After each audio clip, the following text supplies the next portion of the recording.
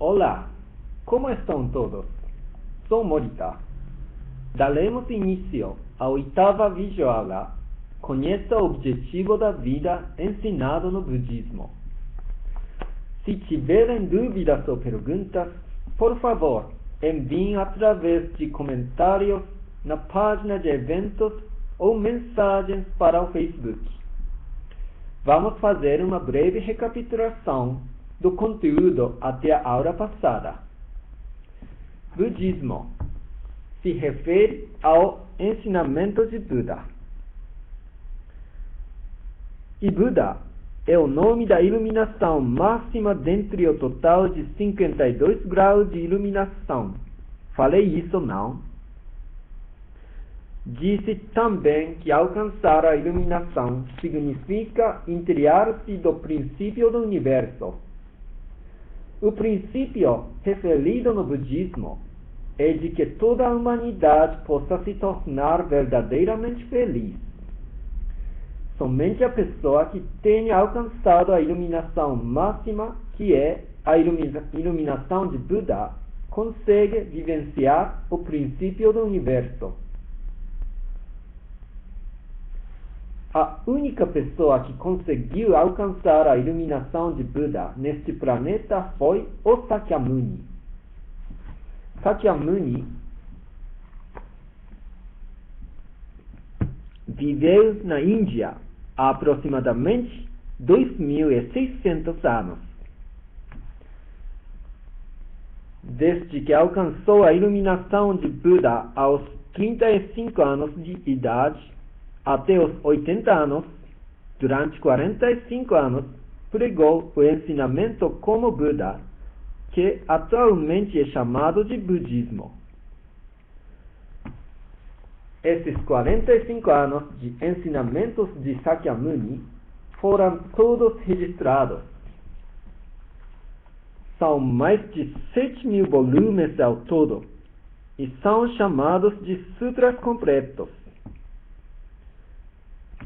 A pessoa que conseguir ler e compreender corretamente estes sutras completos poderá saber todo o ensinamento de Sakyamuni. A base do budismo é o princípio da causalidade.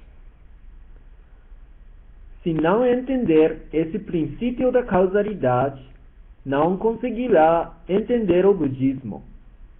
É uma questão muito importante. O princípio da causalidade é a lei da causa e consequência que é imutável em qualquer tempo e em qualquer lugar. É uma lei que diz que para quaisquer acontecimentos, com certeza há uma causa e sem a causa jamais ocorrerá uma consequência. Sem dúvida poderá haver causas desconhecidas, porém jamais a não existência da causa. Dentre as diversas relações da causa e consequência, o que mais queremos saber é a relação de causa e consequência, que gera a felicidade ou infelicidade. De que forma poderemos tornar felizes e como evitar a infelicidade? Quais serão as relações entre as causas e consequências que geram o nosso destino? No budismo, é ensinado da seguinte forma: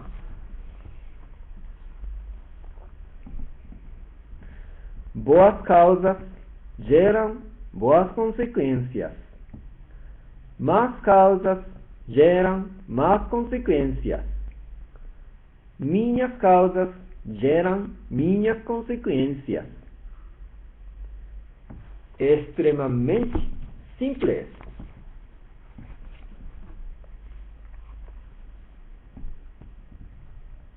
Boas causas geram boas consequências. Más causas geram más consequências.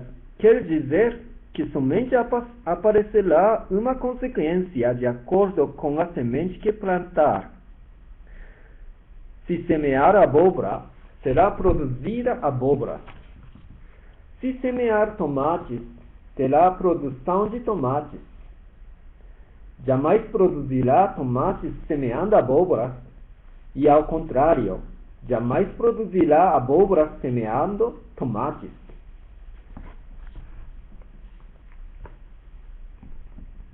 Somente nascerá o que foi semeado. Isso é lógico. Podemos dizer o inverso. O fato de ter uma produção de abóboras numa plantação quer dizer que foi semeado abóboras antes. Mas se vejo produção de tomates, significa que foi plantado sementes de tomates. Sabendo o que foi semeado, saberemos o que será produzido. E vendo a produção, sabemos que tipo de semente foi plantado. Não há erro, nem exceção nas regras. Boas causas geram boas consequências, e más causas geram más consequências. Foi explicado detalhadamente sobre isso nas aulas anteriores. Então, qual seria o critério de bem e mal na relação boas causas geram boas consequências e más causas geram más consequências? O que significam boas e más? Sakyamuni nos ensinou que fazer gentileza são boas ações, e roubar ou não cumprir com as promessas são más ações.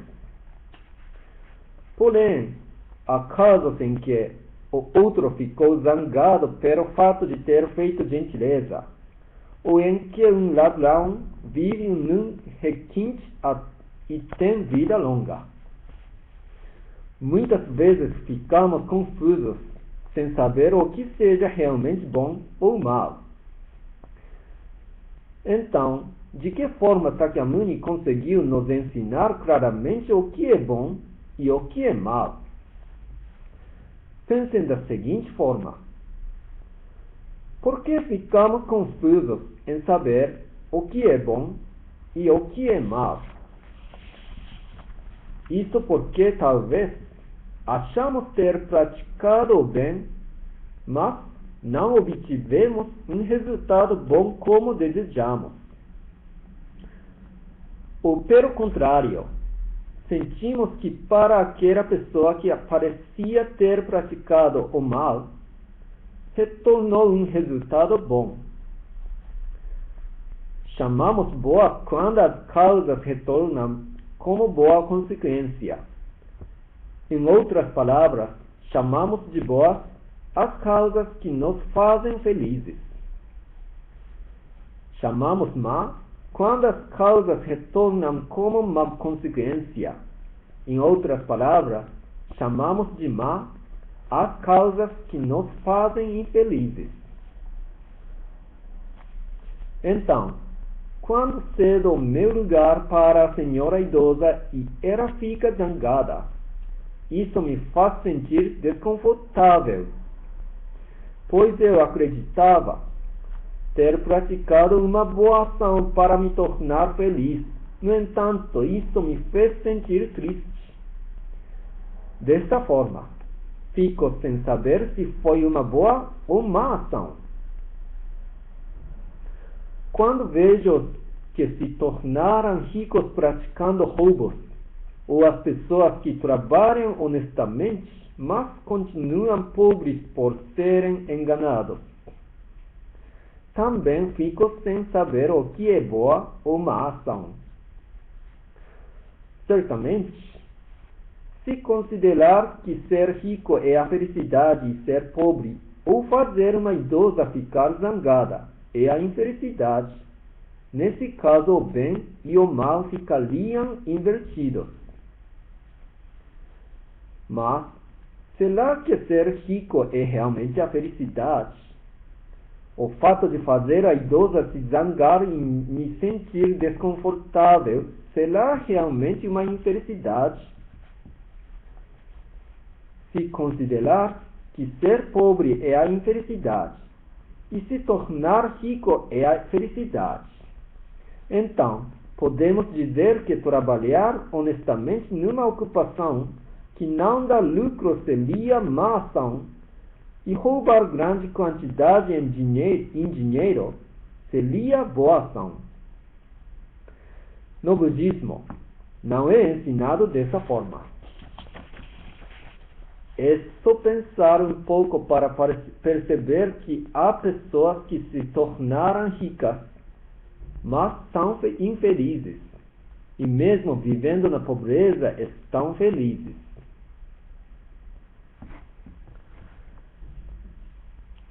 Há um ditado chinês que diz: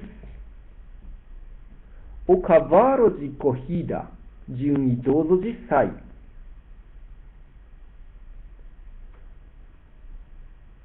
Antigamente havia um país chamado Sai na China, onde vivia um idoso feliz e orgulhoso em possuir um cavalo de corrida muito veloz. Nessa época, possuir um cavalo de corrida equivalia a ter um carro esportivo de luxo de hoje em dia. Porém, certo dia, esse cavalo desapareceu, deixando o idoso muito triste. Era como se o precioso carro esportivo tivesse sumido de vista de repente. Assim o idoso pensou: afinal, se o cavalo não existisse, não teria de sofrer dessa forma. E isso transformou tudo em tristeza, até a felicidade que sentia há pouco. O idoso estava mergulhado em tristeza profunda, quando o cavalo de corrida voltou acompanhado por outro cavalo.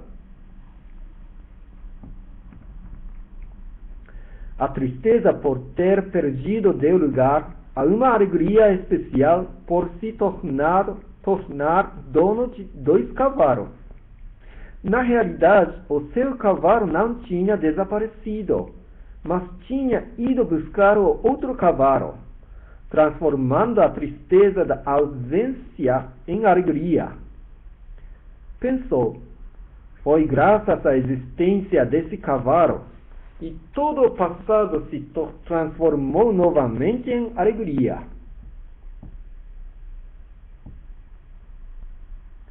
Porém, certo dia, quando o filho do idoso montava o cavalo novo, de repente começou a correr furiosamente, derrubando e machucando-o gravemente, tornando-se uma pessoa deficiente.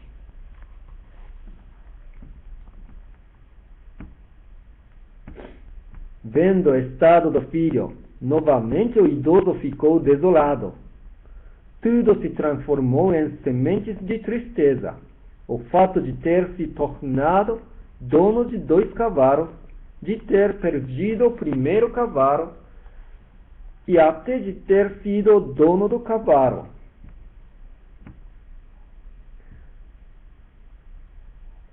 Nisso, iniciou-se uma guerra entre o país de Sai e o país vizinho muito maior que este. Os jovens da vila onde morava o idoso, no auge do vigor para trabalhar, foram sendo recrutados um após o outro. Alguns retornavam muito felizes e muitos perdiam as suas vidas. Porém, o filho do idoso não precisou ir para a guerra por causa da sua incapacidade física e nem perder a vida na guerra. O idoso começou a pensar que isso foi graças ao cavalo que correu furiosamente e derrubou o seu filho.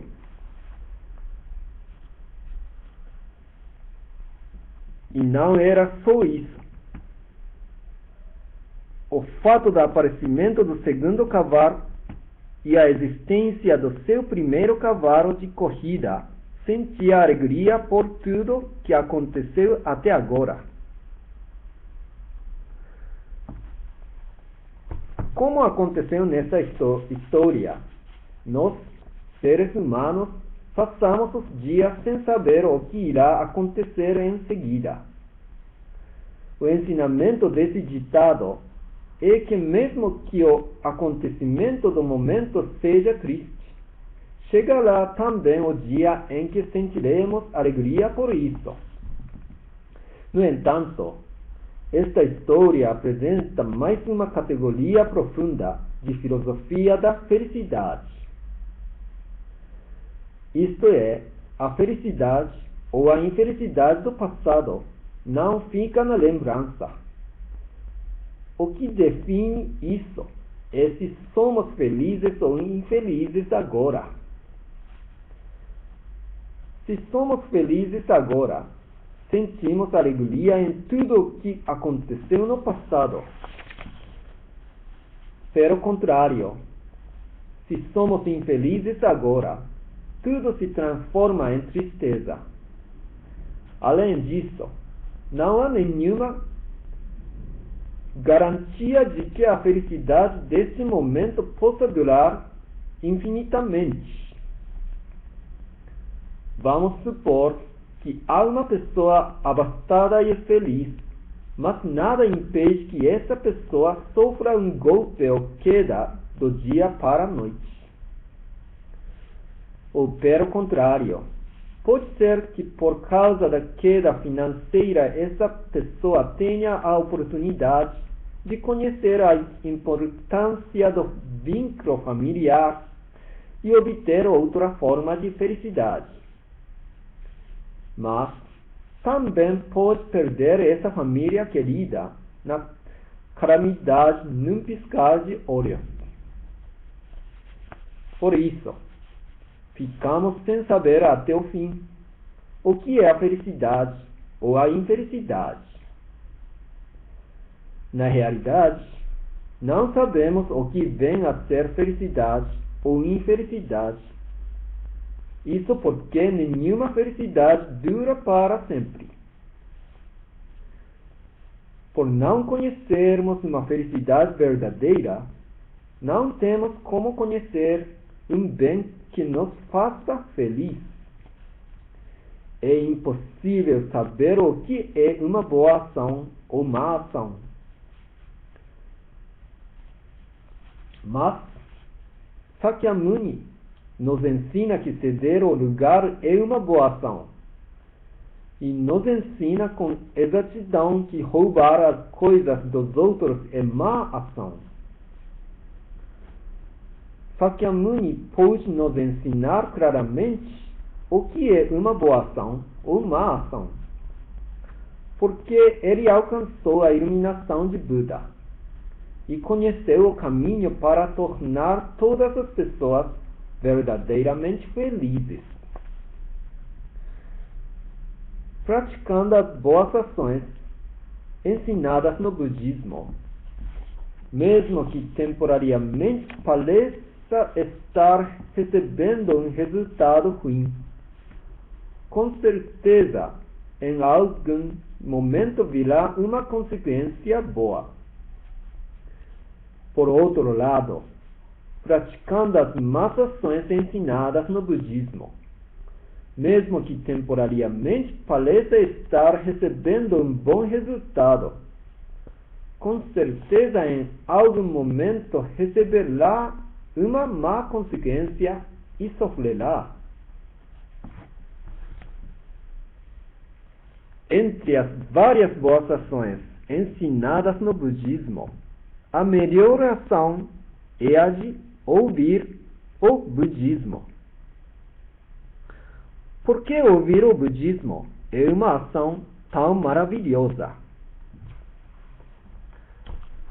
Como falei diversas vezes nas videoaulas até agora, o budismo ensina que existe uma felicidade imutável e duradoura. É o caminho mais curto para conseguir essa felicidade é ouvir o budismo. Por isso, ouvir o budismo é a melhor ação. E quando obtiver a verdadeira felicidade, alcançará a condição de se sentir pleno, tanto na prosperidade quanto na adversidade. O ponto mais importante da vida é se consegue ou não obter essa verdadeira felicidade. A consequência da regra: boas causas geram boas consequências, más causas geram más consequências, que vim falando até aqui, quer dizer destino. Para ser exato, essa palavra destino não é usada no budismo. Destino é uma palavra que muitas vezes é usada com a acepção de algo que já está determinado ou que é oferecido por outros. Portanto, o significado não condiz com a consequência do que irá acontecer conosco no futuro, que é ensinado no budismo. Porém, se for para apresentar uma palavra mais próxima para facilitar o entendimento, essa palavra é destino. Causa quer dizer ação. São as nossas ações. Por isso, boas causas geram boas consequências e más causas geram más consequências. Quer dizer que o nosso destino é criado de acordo com as nossas ações. O meu destino mudará conforme a ação que eu praticar. Como não podemos nos estender, vou falar sobre isso na próxima oportunidade. Temos 11 videoaulas disponíveis. Enviarei um link especial que estará disponível por 2 semanas para aqueles que desejarem assistir à continuação desta videoaula. Portanto, inscrevam-se pela página específica. Os usuários do Ustream poderão encontrar o link no espaço onde está a instrução sobre o canal do Objetivo da Vida e também no espaço de comentários. Quem acessa pelo YouTube poderá entrar na página específica, pelo link indicado na tela. Caso não consiga encontrar o link, por favor, me avisem por comentários ou mensagens e poderei ajudar nos procedimentos. Inscrevam-se já. Estarei aguardando. Até a próxima videoaula.